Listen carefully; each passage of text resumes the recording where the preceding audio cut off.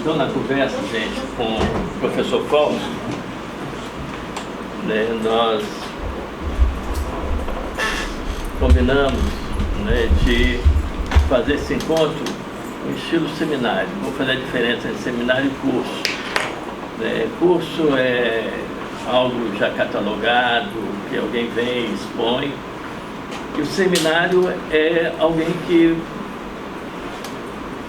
trabalha, evidencia o seu percurso de pesquisa, né, que suas buscas, né? Então, isso me fez lembrar muito que o Daniel Buil fazia diferença do Roland Barthes. Ele falava que ele não dava curso, ele dava seminário, porque ele sempre estava mostrando o percurso dele. Então, eu queria evidenciar que conversa com o professor Fausto foi nessa perspectiva, né? Mostrar um movimento, né, de pesquisa, né, que é partilhado, que é cria-se também uma outra relação entre o mestre que se trabalha não tanto algo catalogado para ser reproduzido, seguido, mas para repensar o percurso a partir de um percurso evidenciado. Então, eu queria, né, destacar esse aspecto, né, tendo como tema mediatização e circulação, que vários aqui vêm trabalhando, né, e sempre no sentido muito próximo do grupo da Unicinos na época, né, então, com colegas aqui, doutorandos, sempre apresentando lá na Unicinos, nesse intercâmbio, no CISECO também. Então, é um grupo que tem uma vizinhança aí, vamos dizer, Fausto, né, teórica e metodológica. Então, eu passo para Fausto aí. O pessoal está dizendo que talvez seja pequeno, mas eu acho que está comportando bem a sala, não está? Desse tamanho que vocês acham? Aí pode avaliar. Estou chegando. Está chegando mais gente, a gente troca. Se quiser puxar um pouquinho para lá. Boa tarde para vocês, boa tarde aos que eu não conheço, duplo boa tarde, aos que eu conheço, triplo boa tarde. Se precisar, obrigado. De fato, é um reencontro com vocês, que tendo em vista que alguns dos quais estão aqui têm gratas e fortes lembranças do percurso feito no âmbito da pesquisa, do discurso, da companhia do Giovanni, né? Estimulando a interlocução do Giovanni, entendeu, nos processos formativos que ele vem levando em conta. Também prazeroso ver aqueles que vêm pela primeira vez. A gente sempre vê na fisionomia de alguns um lugar de curiosidade, de pergunta ou de timidez, mas é um ambiente de fato de conversa. Não poderia ser diferente, porque é um momento em que se faz uma concisão de percursos de trabalho, sobretudo de momentos de pesquisa, momentos de elaboração de aulas também. Então, eu vou tentar transformar tudo isso em alguns tópicos e devolver a vocês em termos de uma oferta de questões para nós pensarmos aulas. Né? Até porque eu não tenho a veleidade de fazer um curso formal, um curso desse levaria uma duração longa, né? e com mais cadência, digamos assim, de modo que não haverá cadência de intervalos. Vamos trabalhar durante praticamente uma semana, mês, sexta, né? 3 dias, né? No caso, é um esforço concentrado. Mas se eu passar no exame de vocês me convidem que eu volto. Aí fica esse implícito aí. Essa porta aberta. Essa porta aberta, exatamente. Esse tipo de porta aberta lembra um título dos primeiros textos que fazem jornalismo, mas é um texto antigo, de um jornalista paulista que chamava-se Francisco Laporta. E o nome do livro é Cidade Sem Portas. O jornalismo como uma cidade sem portas. Quem entra não sai, né? Pelos vícios, pelos hábitos, pelas identificações com a profissão, etc. Né? Só que, tempos depois, o Darton escreve um livro, que é aquele livro, tem o texto do texto da, como é que chama exatamente, tudo que é público, qualquer coisa, a gente publica. É aquele famoso O Beijo da Morete, que está lá. O Beijo da Morete. Tem esse texto que é muito bonito, que é um ensaio antropológico sobre a questão das condições de transformação da noticiabilidade. Né? E escrito por um antropólogo e jornalista. Ele frequentou muitos anos as editorias do New York Times e foi um baluarte da defesa da universidade pública contra a computadorização, digitalização das bibliotecas das universidades americanas. Ele foi contra, radicalmente contra. Significa dizer, de alguma forma, nesses entrelaçamentos, que não vou tratar aqui de inteligência artificial. Primeiro que eu não sei. Nem sei também levantar questões, a não ser questões de leituras terceiras ou quartas. E não cabe o tema, que é um tema que por si só é um curso longo. Né? Então não vou tratar dessa questão. A despeito de ser uma questão que está no coração da problemática da mediatização hoje. Eu vou chegar até as beiras desse problema aí, né? Mas com essa condição de não poder falar sobre isso, porque de fato exigiria uma formação de minha parte, preparação e também questões que pudessem ser susceptíveis ao interesse de vocês. Né? Muito bem. Então o Giovanni me protege com esse título, né? Que é a complexificação da mediatização e da circulação, que apesar de ser dois conceitos, um deles pelo menos, circulação, conceito mais antigo, ou é uma referência mais antiga nos estudos de comunicação, mas são conceitos que são tratados com uma certa dose de historicidade bastante recente, tanto mediatização como a circulação. Pelo menos a maneira de enfocar essa discussão. Eu vou tratar isso numa perspectiva que seria levando em consideração uma década, digamos assim.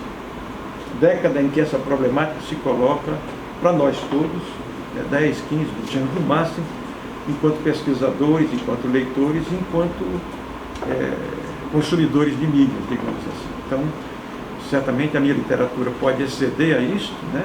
Mas eu não vou tratar um certo recorte, mas trazendo como pano de fundo uma certa problematização conceitual, uma certa problematização desses conceitos de circulação e de mediatização. Né? De modo que vocês podem se sentir à vontade, podem fazer, digamos assim, cortes, interrupções na minha fala, e eu vou, ao longo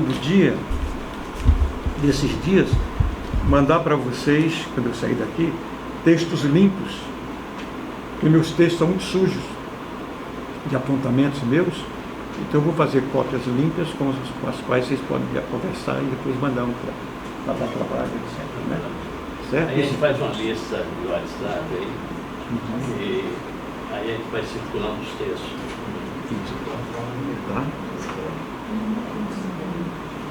Com certeza eu voltarei a textos que vocês conhecem, porque é sempre uma revisita, né? Uma revisita passível de observações novas, etc., mas esses que vocês conhecem.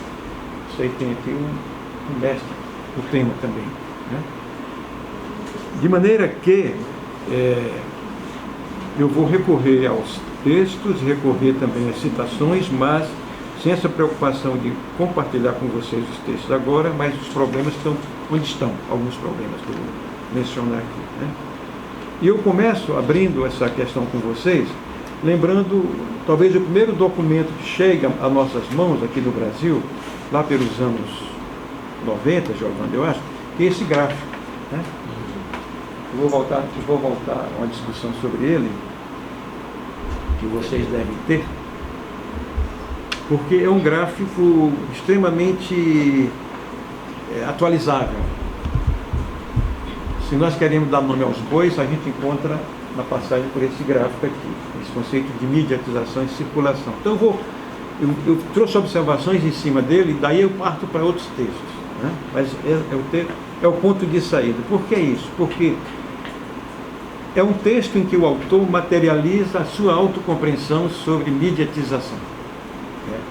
Acho que dos primeiros textos que o Veron publica, ele traz num seminário que ele fez, isso foi publicado no Diálogos de la Comunicação, que é a revista de uma sociedade latino-americana, creio eu, que ele traz esse gráfico, né?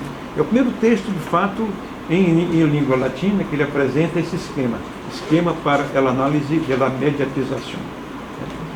Por que é importante? Porque ele volta a esse texto tempos e tempos depois, mas fazendo adendos a isso aqui. De modo que alguns dos adendos que ele faz, estamos nós todos fazendo aqui. Quando nós pensarmos, por exemplo, vocês tentem recordar o gráfico, quando nós pensamos nas transações, nos interfluxos que existem entre os segmentos aqui, que são segmentos típicos de uma problemática de comunicação, de modelo de comunicação, mas não mais uma problemática de sociedade dos meios. Aí tem uma distinção que nós estamos trabalhando. Conceito de sociedade dos meios versus sociedade em mediatização. Em que consistiria essa tal, para fins apenas de nos localizarmos, em que consistiria essa tal distinção? Sociedade dos meios versus sociedade em mediatização. Ora, as expressões já dão alguma pista, né? Sociedade dos meios contempla toda uma larga fase de estudos que foi precedida, foi iniciada no território norte-americano, nos estudos dos famosos modelos do Lasso, de autores congêneres, digamos assim, convergindo com ele, e que tratam a problemática da comunicação a partir da existência dos mass media. Significa dizer que toda a literatura, grande parte da literatura do nosso objeto de estudo, questão comunicacional, ela se situa nessa grande, vamos dizer assim, nesse panorama de estudos que se desenvolve a partir dos anos 38 à frente, nos Estados Unidos e na Europa, parte da Europa. Talvez pudéssemos incluir aí, isso aí já é uma inferência minha, que nos anos 38, o famoso texto a invasão 10 de Marte, é um antropólogo, sociólogo latino-americano, ele escreve um texto que é sobre a invasão, o efeito daquela famosa emissão, né, do cineasta, né, especialista em cinema, né, sobre a questão da invasão da Terra pelos marcianos. E aquele texto gera um impacto muito grande na literatura ascendente dos Estados Unidos, porque, além de produzir um efeito no tecido social, as pessoas todas às voltas com a problemática que invasão é essa, nós seremos carcomidos, mortos pelos marcianos, que coisa é essa? Gera um pânico tão grande nos Estados Unidos que a população se desloca para vários lugares para se proteger contra os efeitos, etc. E já esse livro, é um texto que é uma invasão radiofônica, né? No fundo é isso. O texto é uma invasão, é uma radiofonia de uma pseudo-invasão. E aí significa que gera esses efeitos, e foi o que emplacou o primeiro trabalho assim, sistematizado na literatura de comportamentalista sobre comunicação, os efeitos da comunicação. É o Cantrell, na realidade. Cantrell foi o grande autor desse primeiro ensaio sobre a invasão desde Marte. Tempos depois, isso vai justificar um clássico trabalho da sociologia americana, que foi a multidão solitária, né? Estudo sobre as multidões. Quer dizer, aparecem vários estudos sobre a formação das multidões, mas já dinamizado por conta desse primeiro trabalho do Cantrell, né? Que é Raymond Cantrell, creio eu, sobre a invasão desde Marte. E a partir daí formam-se as escolas, elas formam-se de modo sistemático, grupos que se reúnem em torno de universidades, em torno de algumas matrizes teóricas, psicológicas, etc., formulando os primeiros estudos comportamentalistas, ou seja, da perspectiva de causa e efeito, sobre os efeitos das tecnologias no contexto do aparelho mental, da sociedade americana, portanto. Então, vocês têm esse primeiro movimento, que é importante, é o movimento que vai gerar, portanto, as primeiras hipóteses de trabalho sobre as teorias comportamentalistas nos Estados Unidos acerca de comunicação. É evidente que são literaturas que vão ficando distantes, mas são literaturas básicas para que nós possamos sempre reabri-las para entender o movimento que estamos fazendo hoje, 50, 60 ou mais anos, mais longínquos, mas em relação a isso. O que é que representa, sobretudo, esse gráfico em relação a esse gráfico aqui, da teoria de causa e efeito, das teorias causalistas. Né? Quando você pensa uma oferta, e automaticamente você pensa que que essa oferta gera certos efeitos e que são alguns previsíveis por aqueles que ofertaram a tal oferta. Né? Eu estou insistindo nisso porque nós achamos que estamos inventando a roda hoje, com a discussão de mediatização. Né? Sem dúvida é uma outra problemática, mas não podemos entender essa outra problemática sem entender esse movimento, esse cenário do passado e o que há de presente nele como resquício de uma problemática que nos perseguiu até então. Né? Nós estamos discutindo mediatização, mas sem levar em consideração o que tem de repercussão desses modelos sobre a mediatização e o que é que há de novo nesses esquemas que nós estamos estudando para falar de uma outra problemática de interação social. Bom, como é que está chegando para vocês isso aí? Até aqui. Está bem? Okay. Espero ganhar os 10 pontos ao final. Foi bem.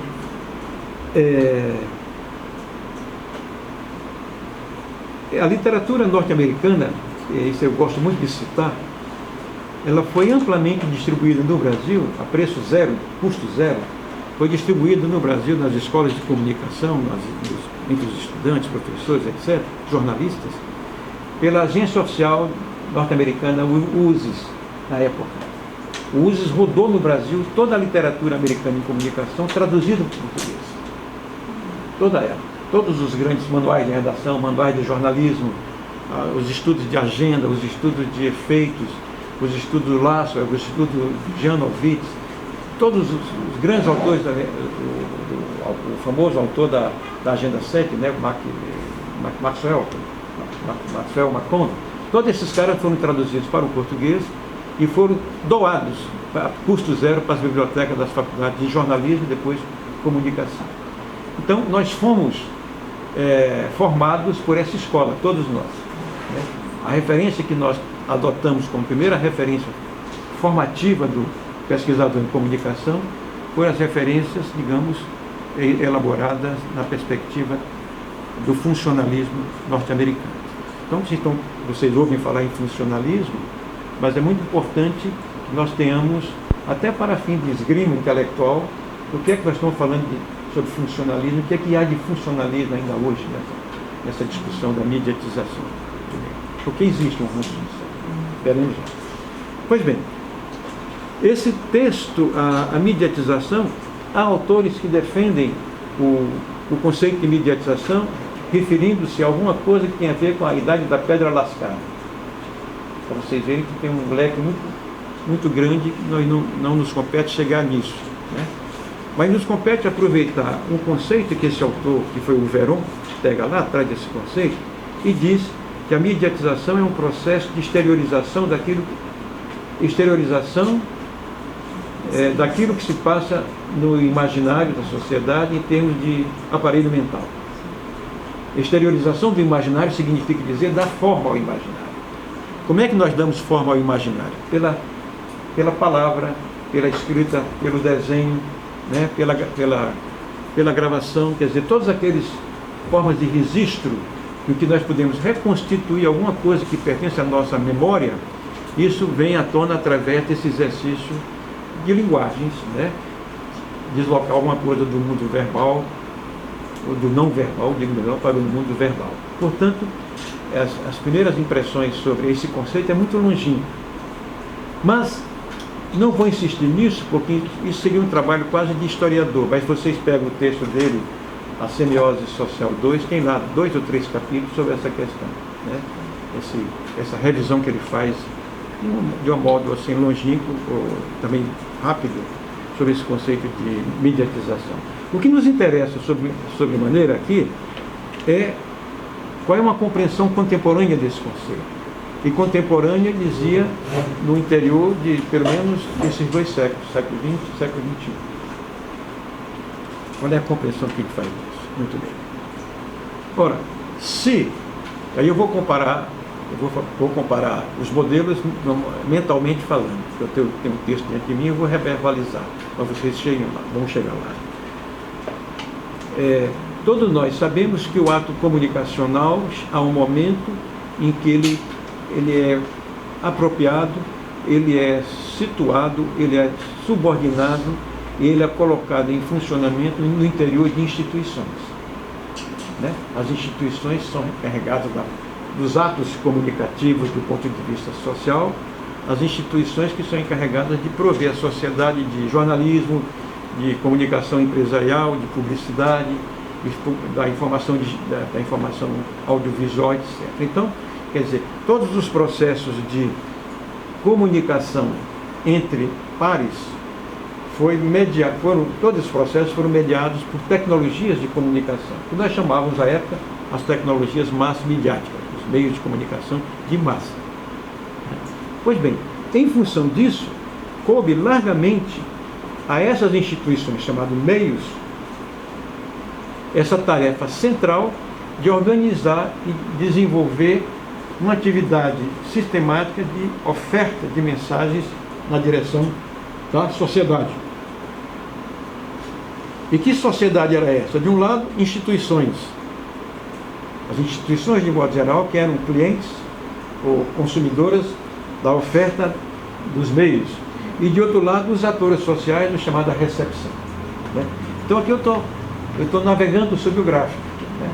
Estou navegando, mostrando o lugar de centralidade dos meios, dos mass medias, como operadores de uma oferta na direção das instituições, todas não midiáticas, e de outro lado os atores sociais na chamada grande recepção, digamos assim. Eram os dois grandes chamados clientes dos meios, portanto. E é graças a esta pesquisa em curso que os autores vão sistematizando uma compreensão mais complexa dessa relação. Que essa relação já é uma relação de interação. Né? Os meios, no meio de uma interação na qual está envolvida, de um lado, um conjunto de instituições chamadas instituições com respectivas práticas sociais, educativas, filosóficas, religiosas, científicas, etc. E, de outro lado, os atores sociais, que é a grande camada da opinião pública, chamemos isso, aqui chamado de atores sociais. Pois bem, nessa constituição desse mapa, se dá um primeiro movimento de construção pública de uma configuração interacional da comunicação, na qual se destaca, repito eu, os meios, as tecnologias de comunicação como atores centrais. Entretanto, o autor trata de explicitar, através de setas, que essas relações entre meios e instituições de um lado e meios e atores sociais do lado era biunívoca. Tanto os meios afetavam as instituições quanto elas devolviam alguma coisa para os meios, realimentar os seus processos de agenda, etc. Quanto os atores sociais também alimentavam os meios e também recebiam deles mensagens no sentido de alimentar as suas rotinas cotidianas. Ou seja, complexificava, a primeira consequência, a segunda, complexificava os processos de interação. Né? Ou seja, os meios não eram isolados, não falavam, não importa quem, falavam cifradamente para dois subconjuntos que faziam parte da organização social capitalista, industrial, etc., as instituições e os meios. E, outro lado, a sociedade na perspectiva de opinião pública. E aí já nasce uma primeira dinâmica de interação entre aquilo que é midiático e daquilo que não é midiático. Né? Quer dizer, essas interações aqui, tem aqui a biodiversidade, digamos. De tal modo que há um momento porque o autor começa a avançar nessa complexificação desse gráfico e a nos mostrar, por exemplo, que esses meios chamados, que tem uma posição central aqui, esses meios afetam, através das suas marcas, das suas lógicas, dos seus modos de falar, afetam um circuito, afetam e criam ou afetam um circuito de contato entre os atores e as instituições. A relação entre atores e instituições é permeada por lógicas de meios. Isso profusamente, isso intensamente a tal ponto que o mundo dos atores sociais e o mundo das instituições é progressivamente permeada por lógicas e operações dos meios de comunicação. Nós nos valemos dos meios para nos informar, ou nós mandávamos cartas para os meios, ou os meios influenciavam aqui as instituições através de lógicas de serviços de relações públicas, de agências de matérias publicitárias, enfim, criava-se uma complexificação desses circuitos ali, né? A tal ponto que essa complexificação significa dizer uma proeminência do capital e do conhecimento midiático, influenciando, todavia, o modo de ser dos indivíduos enquanto massas, coletivos, e o modo de ser das instituições enquanto grupos de entidades que faziam a vida política, cultural, social da sociedade. Então, cria-se aí uma espécie de um emaranhado. Eu estou sendo muito sintético. Um emaranhado de fluxos, mostrando que a atividade comunicacional gerada a partir dos mass medias é uma atividade fundada numa lógica de interação que tem os meios como seus atores fundamentais. Essa ideia é chave, porque nós abandonamos, em parte, essa referência. Há mais ou menos, no máximo 30 anos, essa referência começa a desaparecer do tecido da sociedade, porque ela começa a ser complexificada pela intensificação de tecnologias que vão gerar um outro diagrama que não é mais esse, daqui a pouquinho. Vocês vão ver. Quando a gente está falando de mediatização, é uma intensificação disso aqui, mas eu faço aqui o stop para saber como é que está indo o pouso de vocês nessas questões. Vocês podem perguntar. Nesse texto. Não, pode. Mas ele apresenta esse gráfico justamente para falar sobre a mediatização. Acho que o título, inclusive, Semiose da mediatização. Esquema da mediatização. Esquema para análise da mediatização, né? E é muito interessante o senhor falar, não, mas a mediatização é uma complexificação desse gráfico que já apresenta uma complexificação. Sim. Ele não pensava isso ainda, mas ele mostrava a graficização, chamava atenção de alguma coisa que ele não podia mostrar ainda, porque ele estava mostrando a materialidade dos meios, da existência dos meios distante da perspectiva do funcionalismo. Ele não tinha chegado nessa questão ainda, nessa questão que está sendo posta entre nós, certo? Vocês vão ver através do texto que toda está completa aqui a descrição, todo o texto está se remetendo a essa intensificação de feedbacks, de interações, que depois vai ganhar esse território, sim, de mediatização. Mas vai ser processual. A cada momento esse processo vai se complexificando, de tal modo que aquilo que pensávamos sobre isso nos anos 60, 70, 80, já não é mais hoje isso aqui. É uma complexificação disso aqui. Robson, nessa época aí, o Verón anuncia, numa biografia dele, ele fala da produção dele, ele anunciou que ele ia fazer um livro sobre a sociedade mediatizada do processo. E nunca saiu esse livro. Ele comentou alguma coisa contigo sobre... Está num dos livros dele da época, falando assim, em preparação. Tem 2 ou 3 lá, né? Em preparação. Mas assim, eu acho que essa observação do Giovanni é uma observação de leitor engajado, né? Leitor biógrafo também, né? no sentido de que eu acho que o Verón ele postergou uma série de coisas, né? Ele era muito cuidadoso na afirmação conceitual de certos problemas, e me parece que quando ele estava talvez fazendo alguma coisa que era um salto, ele faz um retorno estratégico à sociologia e reintroduz um texto esquecido do Niklas Luhmann, que é um texto sobre a teoria dos sistemas em torno do conceito de interpenetração de sistemas. O Luhmann escreveu esse texto mais ou menos há 50 anos, mas ele já estava fazendo uma revisão, o Luhmann, da teoria funcional, do aspecto funcionalismo, e pegando o conceito, mas dialogando com os teóricos da complexidade, não com os especialistas duros do funcionalismo, né? E aí, quando ele traz um texto que eu mandei para você, Giovanni, ele está discutindo a mediatização hoje, né? É um artigo que ele publica no Brasil, em português, mas o artigo publicado no Brasil, cortaram uma página do artigo dessa matriz, né? Da matriz. A matriz cortou isso aí. Mas eu trouxe para você a cópia, mandei para você, mandou. o espanhol, onde a publicação em espanhol traz essa questão. E ela está espalhada no livro Semiologia Semiótica 2, em 2 ou 3 artigos, dentre eles Lógicas Sociais e Lógica dos Indivíduos também. Ele começa a preparar essa discussão, sendo que a discussão empírica dessas problemáticas que ele vem enfrentando, não estão na literatura acadêmica, estão na literatura da agência que ele desenvolveu.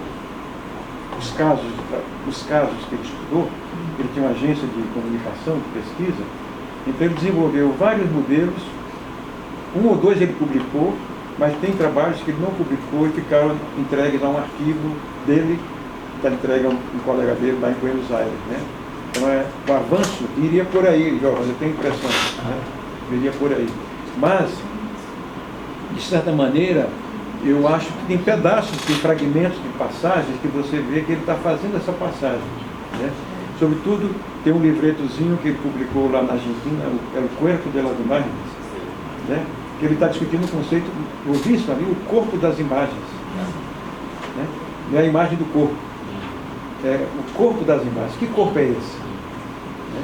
Que é em cima da discussão das campanhas eleitorais na Argentina e na França, exatamente.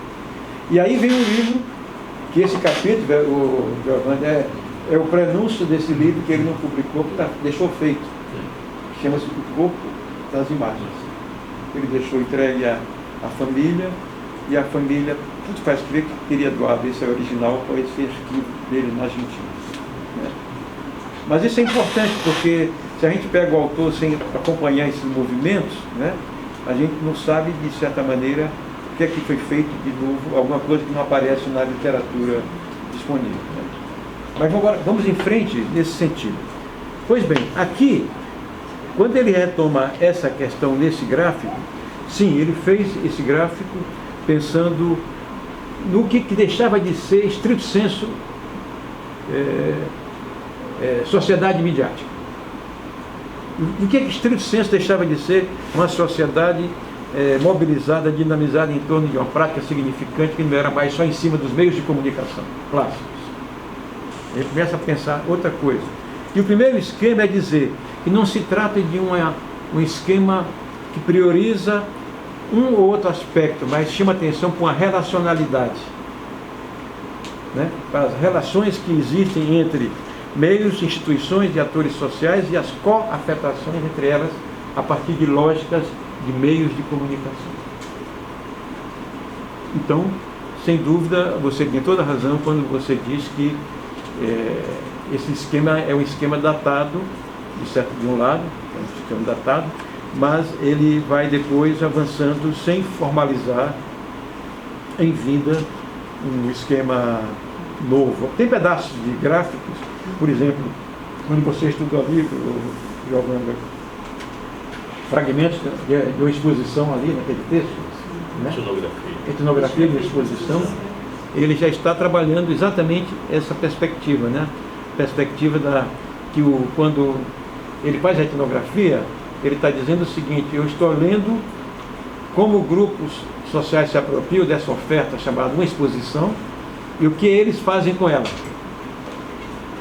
O que eles fazem com ela são as práticas de comunicação ou de enunciação que eles desenvolvem para se apropriar singularmente, de um modo distinto, cada um desses 4 grupos, da exposição. Ele está dizendo que para nós não há uma causalidade simétrica entre oferta e recepção. Não há causalidade, não há uma espécie de uma simetria. Todo o processo comunicacional se funda numa assimetria. Ou seja, operações de lógicas de sentidos que não se fecham, mas se coenunciam, se debatem, né? Se disputam, etc. Eu não queria chegar tão precocemente a uma questão, mas sou forçoso a chegar nela.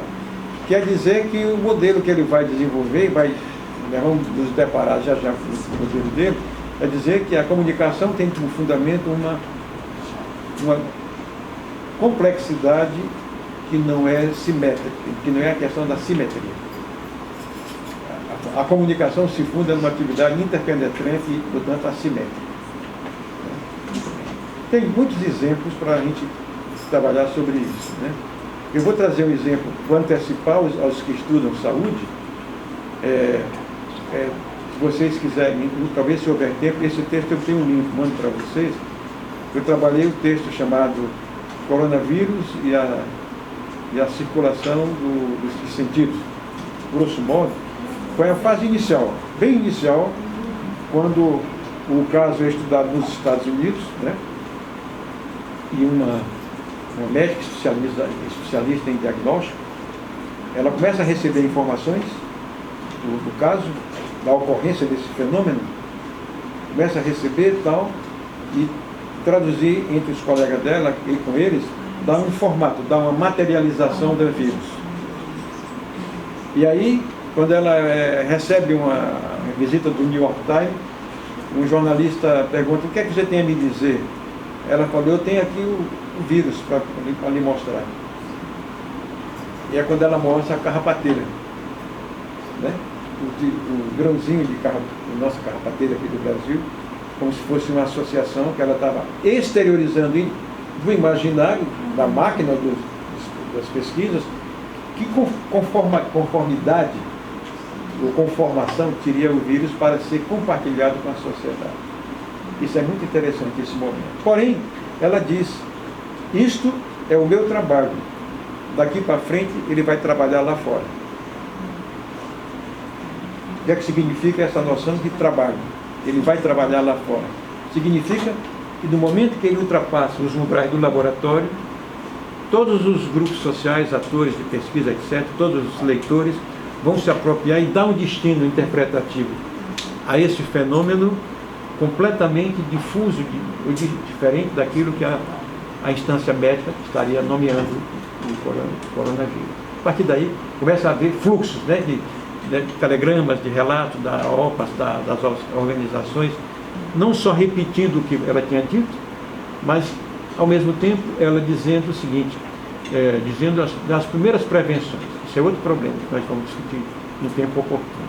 Porém, é importante lembrar uma coisa que me parece central nisso aí, é que quando ela cita a questão, ele está trabalhando lá fora, dizendo reconhecendo que o processo comunicacional é uma atividade de produção de sentidos, onde não há um detentor operativo dos sentidos que sejam eles, tornem-nos sentidos singulares, os principais, os matriciais, e a coisa estaria explicada a partir somente com isso. Eu li esse texto seu hoje, já assim, me aproximando mais da sua obra, né? E achei muito interessante porque eu trabalho com imagens, o senhor analisa essas imagens que surgem, né? Da representação inicial e como ela se desdobra. E aí eu achei interessante essa interpretação que é feita por uma pessoa da limpeza, né? Que fala: sim, eu matei ele hoje, né? Vou chegar lá. Antes de matar, eu vou chegar lá. Porque aí o desdobramento. Sim. Nós estamos entrando no processo, inevitavelmente, de circulação. Não é? Tá certo? E nós estamos entrando da seguinte maneira: que há uma mudança de escala geográfica e cultural. Aquele anúncio foi feito no laboratório, passa por agências, e quando ele está pousando em territórios específicos, como o Brasil, ou ele teria pousado, já começa você a receber leituras daqui de fenômenos associados, não podemos dizer que eram os mesmos fenômenos vistos pela médica, mas associados, porque na associação associa-se a ela a vivência das pessoas. Aquele bichinho que a moça viu lá, e ela bateu debaixo da cadeira dela, lá na comunidade rural no Nordeste, né?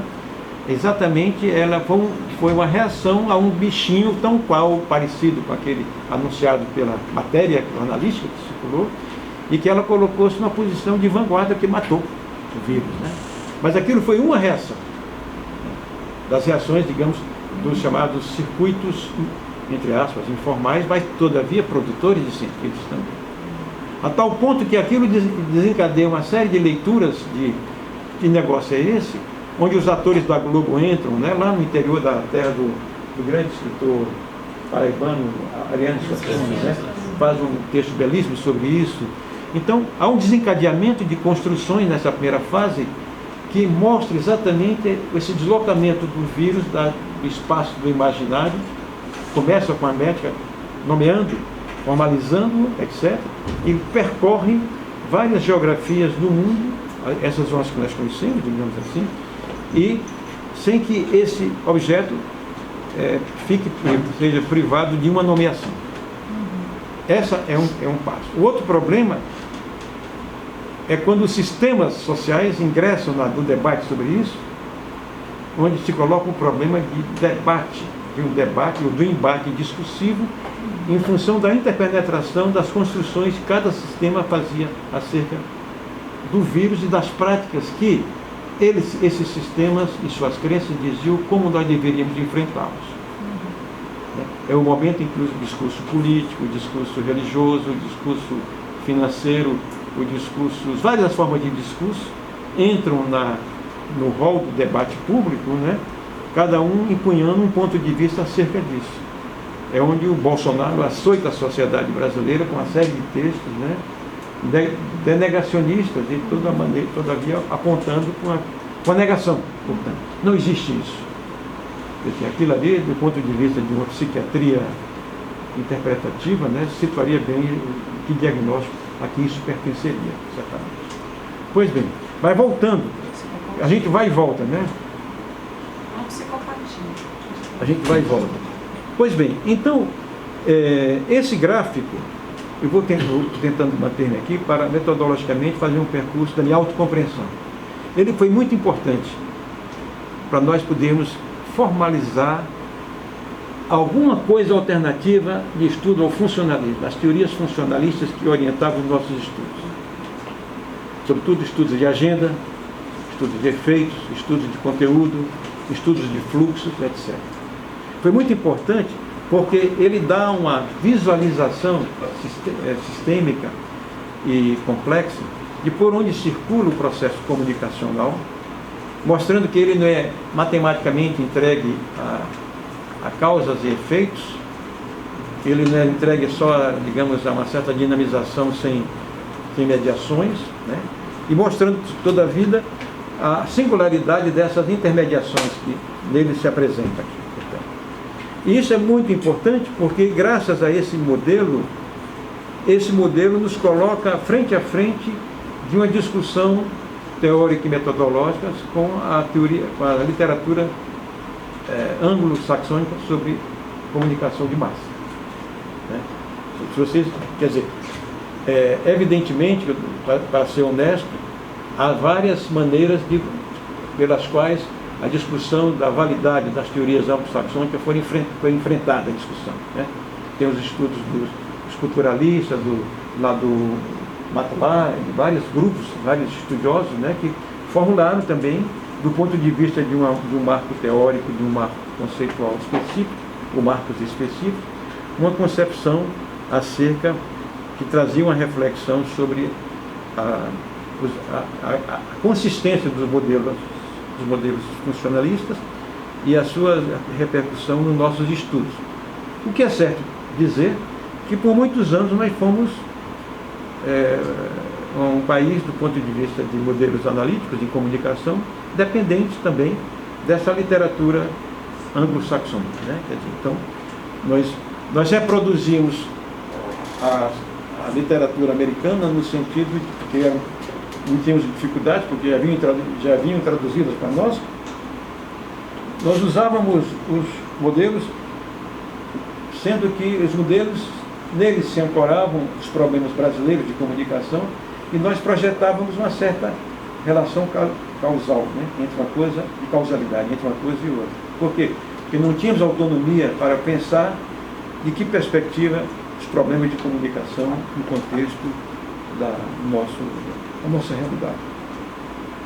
Evidentemente que cada modelo desse, e o escrito desse, passa por uma biografias dos seus autores.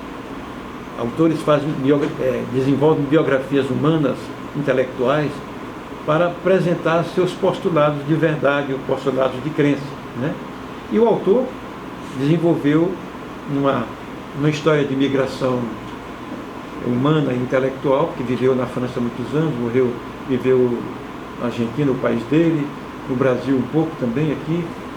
Ele viveu em realidades diferentes, onde ele teve a oportunidade de construir uma perspectiva que se põe a esse modelo, que não é um modelo gráfico tout court, no sentido clássico, nem tampouco um modelo racionalista, mas ele colocou sobre isso uma perspectiva da semiótica, né, de uma teoria da semiótica social, né? Ou seja, mostrando que o ato comunicativo é, por natureza, um ato, ele não se funde, ele é um ato que é realizado envolvendo atores, né, que negociam a partir das suas gramáticas os efeitos do que as mensagens dizem, né? Então, toda a obra do autor está marcada por uma teoria do Veron sobre a questão da semiose social, onde ele desenvolveu isso na Europa e na América do Sul, né? Deixou pedaços da obra dele aí, de modo que não se trata, e aqui eu não estou personalizando a importância do autor, estou tentando dizer que, como nós também nos engajamos historicamente nas correntes funcionalistas nos nossos primeiros estudos, a primeira resposta que nós tivemos para enfrentar o marco funcionalista foi uma resposta afim a uma teoria marxiana, né? Uma teoria marxista que explicava a problemática da teoria dos atos, dos aparelhos, das ideologias, né, o funcionamento das ideologias, etc. Mas modelos que foram sendo esgotados à luz das conjunturas, né, mas que deixaram também forte contribuição por longo tempo aos estudos de comunicação em países como na Argentina, como na Itália, né, na França mesmo, que já há um debate em torno de modelos que são modelos equidistantes dessa perspectiva semiótica, mas com fundamentos analíticos críticos, portanto, né? É bom informar, isso é muito bom para a gente informar, para saber que o painel é maior, né? Mas estou mostrando apenas um certo postulado que guarda uma certa pertinência acerca desses fenômenos que nós estamos estudando. Temos estudado aqui, em São Leopoldo, em Brasília, na Argentina, etc. Né? Quer dizer, tem um conjunto de pessoas que está estudando essa questão a partir de uma literatura que está disponível já para nós, em nossos países, em nossas bibliotecas. Então, essa passagem para essa passagem, quer dizer, essa passagem pede que nós nos detenhamos, porém, um pouco mais no gráfico, né? Porque é exatamente esse esquema, ele traduzia subconceitos muito complexos e muito caros ao nosso trabalho intelectual de comunicação. Trazia a discussão sobre meios, sobre os meios em si, a discussão sobre campo social, que é uma teoria próxima ao que o Bourdieu desenvolvia, né? Essa questão aí. Trazia também a questão da técnica, trazia também o problema da teoria dos fluxos, né? da história, quer dizer, é um modelo que condensa sobre o seu existir um conjunto de elaborações que foram organizadas em torno de uma proposta, modo de ver o funcionamento do cenário comunicacional em nossas realidades. Então, em segundo lugar, ele é um gráfico que traz para nós uma certa maquinária de leitura do fenômeno comunicacional, mas afastado do aspecto funcional e linearista. Ele problematiza a linearização. Isso nós vamos ver depois, quando ele está discutindo o conceito de circulação, equidistante do conceito linear de causa e efeito também, né? Um conceito totalmente... E faz um convite para que nós ingressemos, sobretudo, numa literatura de apoio a isso aí, né? Que certamente não frequentou por muito largo tempo a maioria das escolas de comunicação, porque estávamos nós, e nós fizemos um pulo disso para o problema da globalização. Saltamos disso para a globalização, quando a hipótese que eu lanço é que a globalização é um primo par da discussão de mediatização, de certa forma. A gente vai tentar desenvolver isso daqui a pouquinho.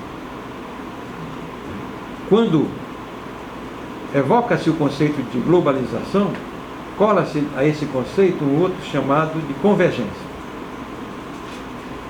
Como a dinâmica da globalização dirige-se para uma problemática de concentração de tecnologias e meios disseminando-se sobre realidades e oferecendo a essas realidades os efeitos dessa dinâmica, significa dizer que esse modelo da globalização, fundado na ideia de convergência de tecnologia, sobretudo, se afastava de uma problematização crítica.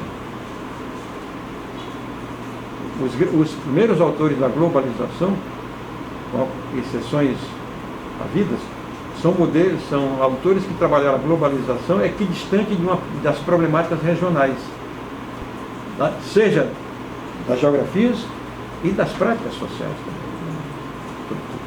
Né? Então nós passamos muito tempo estudando essa problemática da globalização em cima de uma literatura, apesar dos autores traduzidos, os críticos, mas subsistindo uma literatura que tinha as realidades europeias e americanas como o pano de fundo interpretativo e compreensível sobre essas questões.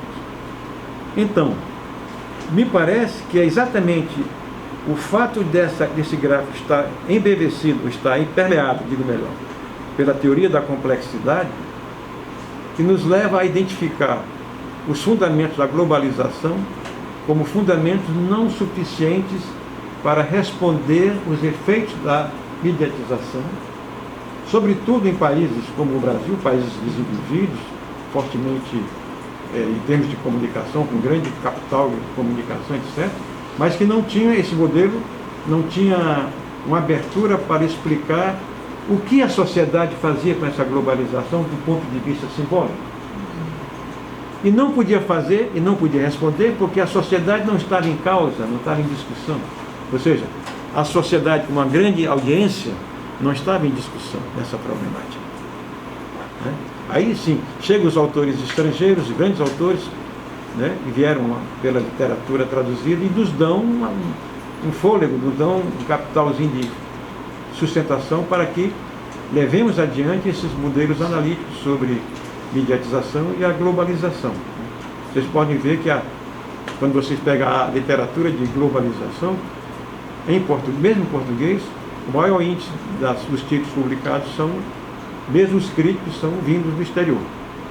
Deve ter 5 ou 6 grandes autores brasileiros que publicaram em português reflexões sobre esse modelo. Então, me parece que essa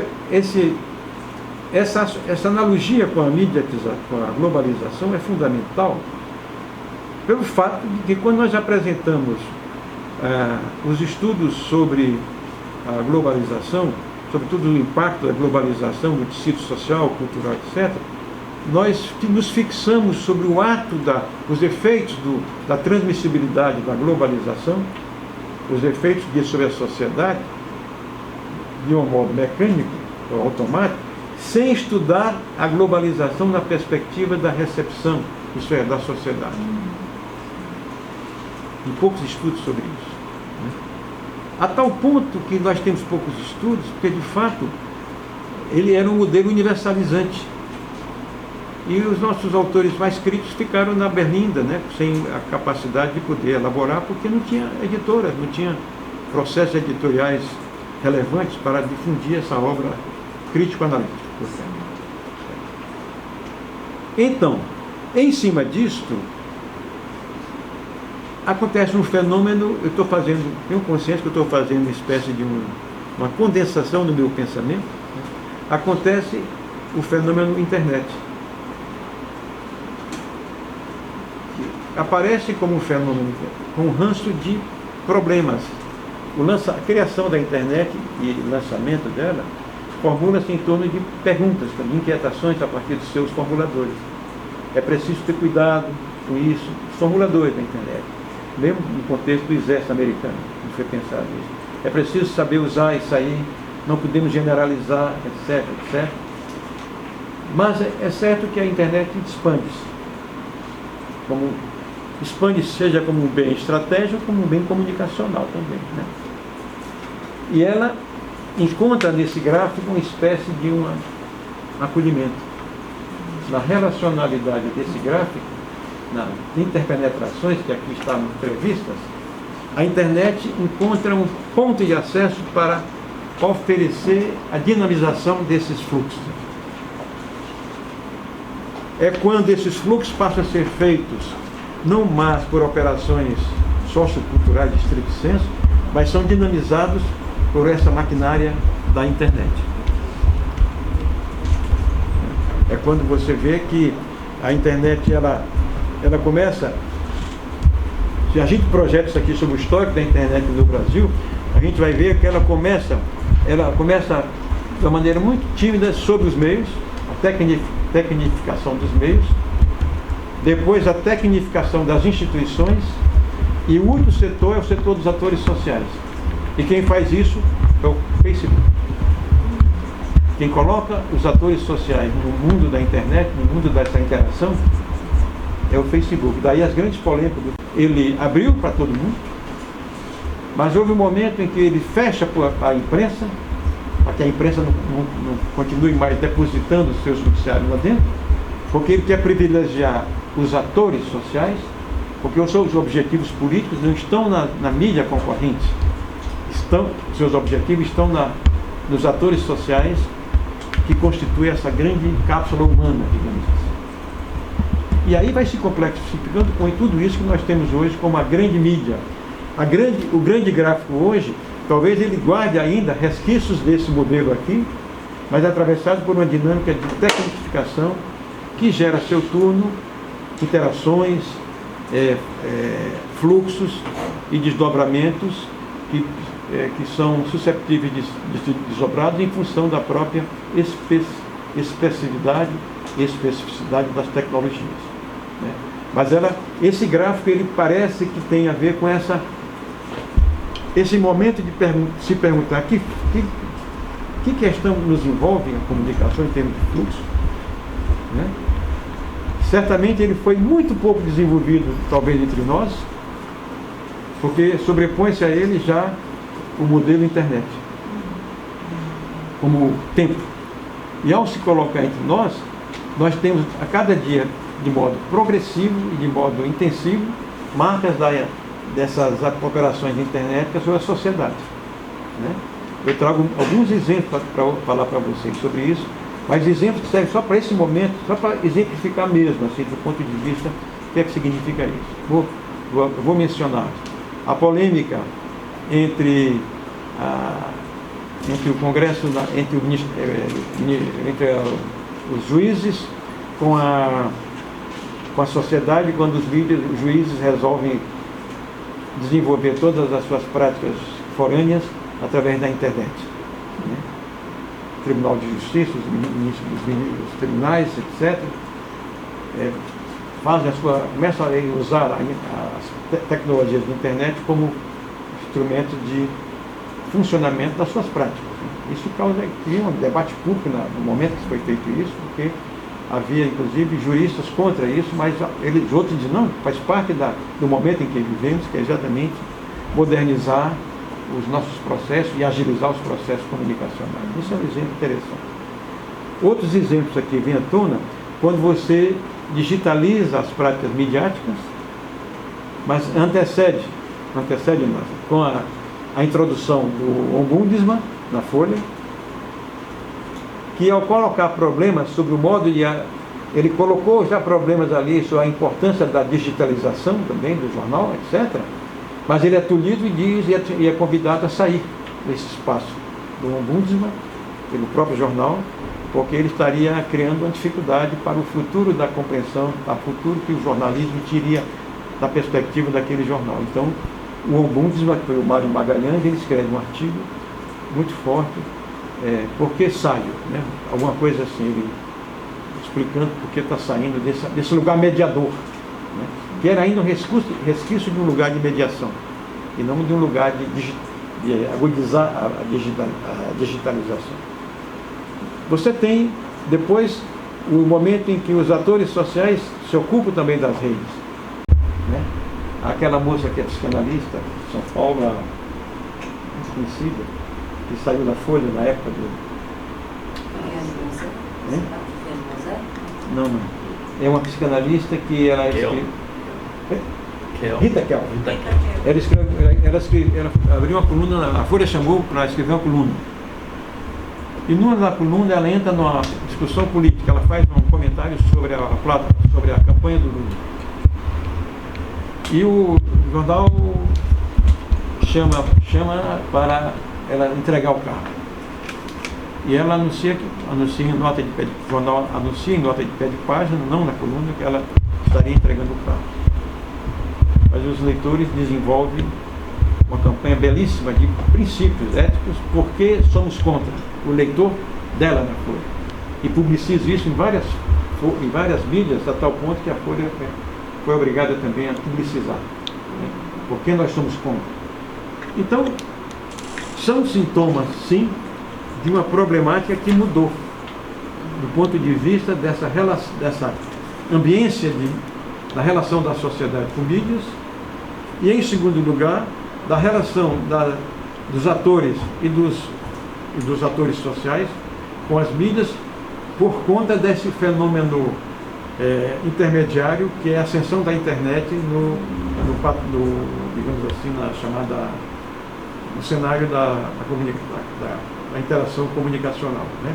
Então vocês têm muitos exemplos que são estudos de casos, porque essas problemáticas elas suscitam que nós sigamos a busca dos estudos de casos, porque é onde se manifesta, né?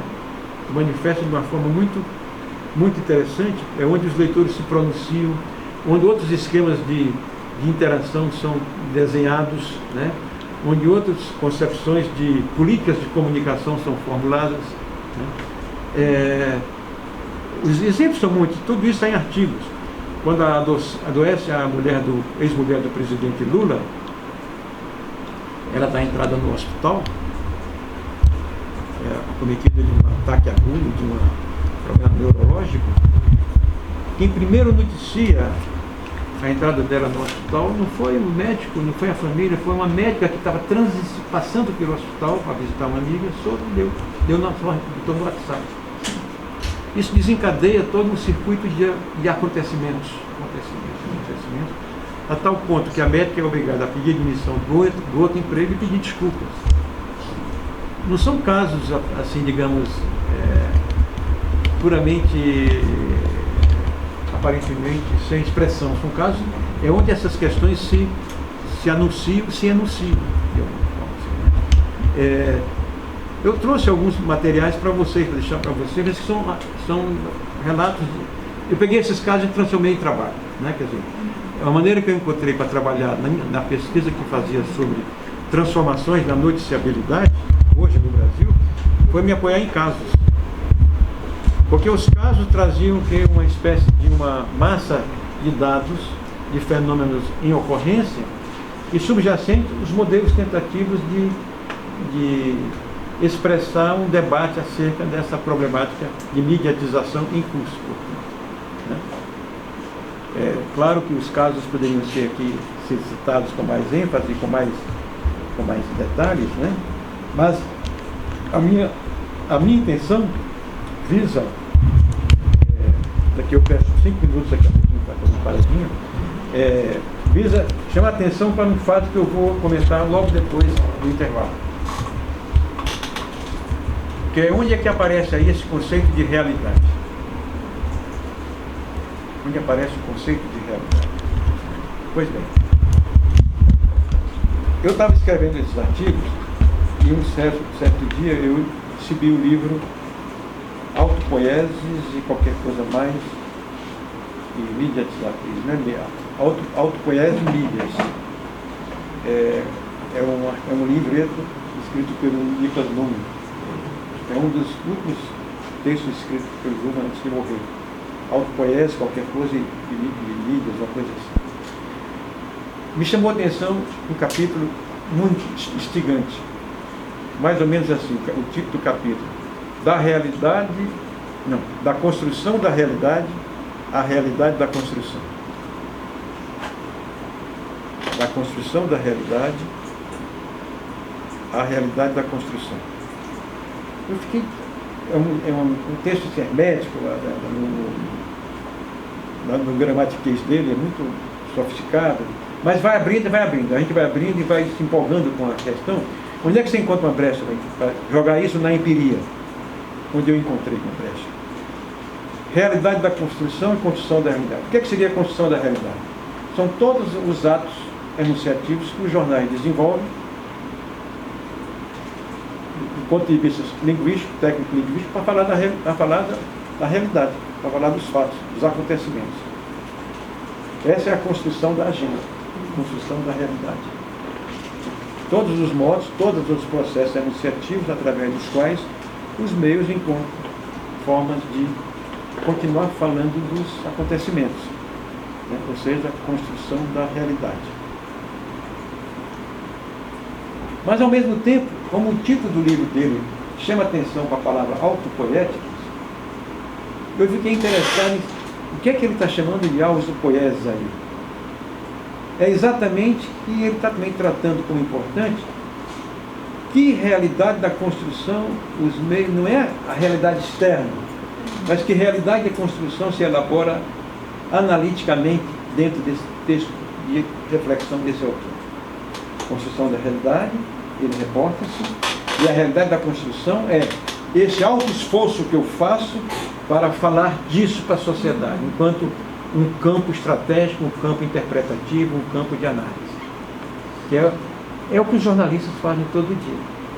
Né? Eles informam a realidade, mas também eles tratam de dizer para nós que realidade eles estão construindo ali, à luz de um quadro conceitual e das marcas que são sugeridas por aqueles materiais lidos. Esse é um livreto de 70 páginas, mais ou menos, em formato de bolso, mas é muito interessante. Pois bem, isso me levou a pensar depois, e aí eu paro, porque eu vou fazer uma transição com outra questão aqui, e foi exatamente o momento em que acontece no Rio de Janeiro, no Brasil, as manifestações de rua em 2017, tem impressão, 13 ou 17, aquelas manifestações de rua, né? Acho que é mais ou menos isso aí. E a Globo a Globo desenvolve uma equipe muito grande para cobrir as manifestações de rua. E no terceiro dia dessa semana de cobertura, os jornalistas começam a acusar insatisfação porque não estavam dando conta dessa cobertura, não estavam conseguindo apreender a cobertura. Aí eles perguntam a um policial, como é que vai ser hoje? Aí o policial responde, como é que eu posso saber? Eu sou só um operador aqui da vigilância. Quem sabe eles são os homens. Aí ele pergunta, que homens? Os manifestantes. Por quê? Porque eles passam aqui de bandeirinhas, rádios, equipamentos eletrônicos, estão fazendo a manifestação. Concomitantemente, o William Bonner perdeu a parada na primeira cobertura também. Uma cobertura péssima, porque eles não conseguiam. Eles botavam o jornalista para cobrir, mas no lugar errado. Os jornalistas estavam em pontos fixos e a manifestação era uma marcha, com todos os seus ingredientes possíveis. Acontece que, quando William Bonner viu que não sobrou nada dessas reuniões preliminares, dessa primeira rodada sobre os acontecimentos, não sobraria nada para a edição do jornal, ele resolve fazer uma reunião com 12 editores e dizer: suspende a pauta, que toda a pauta é uma cobertura à distância, toda vez. Suspende a pauta. Mas por quê? Perdemos a parada. Ou seja, a nossa metodologia observacional não dá conta disso, que está acontecendo lá embaixo. Num outro dia subsequente, a Folha encarrega jornalistas, colunistas que escrevem colunas, a observar o trabalho de construção de notícias dos seus colegas jornalistas que estavam na cobertura também. E os jornalistas fazem um trabalho belíssimo, os colunistas escrevem sobre a ação dos seus colegas, observadores observando os colegas também, enquanto observadores, e eles fazem uma leitura fantástica, né, mostrando os limites da observação desenvolvida pelos colegas que estavam no calor da hora. Isso chama a atenção, aquele texto que você tem lá no livro do Veron, chamado Papéis Efímeros, que é um capítulo sobre a observação.